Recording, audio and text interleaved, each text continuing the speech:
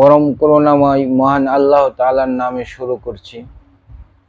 আজকে আমার আলোচ্য বিষয় হচ্ছে দুনিয়ার মধ্যে সবচেয়ে জ্ঞানী কে এবং সবচেয়ে বোকা কে। চলুন জেনে নেই এ ব্যাপারে আমাদের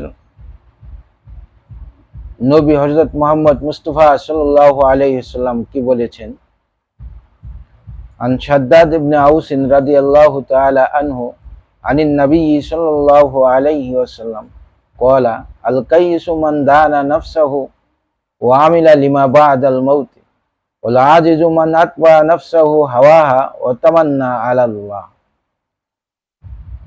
শাদ্দাদ ইবনে আউস রাদিয়াল্লাহু তাআলা আনহু হইতে বর্ণিত, তিনি বলেন, রাসূলুল্লাহ সাল্লাল্লাহু আলাইহি সাল্লাম ইরশাদ করিয়াছেন, দুনিয়ার মধ্যে সবচেয়ে জ্ঞানী ব্যক্তি যে নিজের নফসের হিসাব লইতে থাকে এবং মৃত্যুর পরবর্তী জীবনের জন্য আমল করে, এবং বোকা ওই ব্যক্তি যে নফসের খায়েশ অনুযায়ী চলে এবং আল্লাহর প্রতি আশা রাখে যে আল্লাহ তাআলা বড় ক্ষমাশীল, দয়ালু।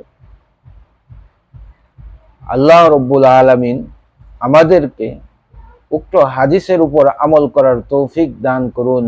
আমিন।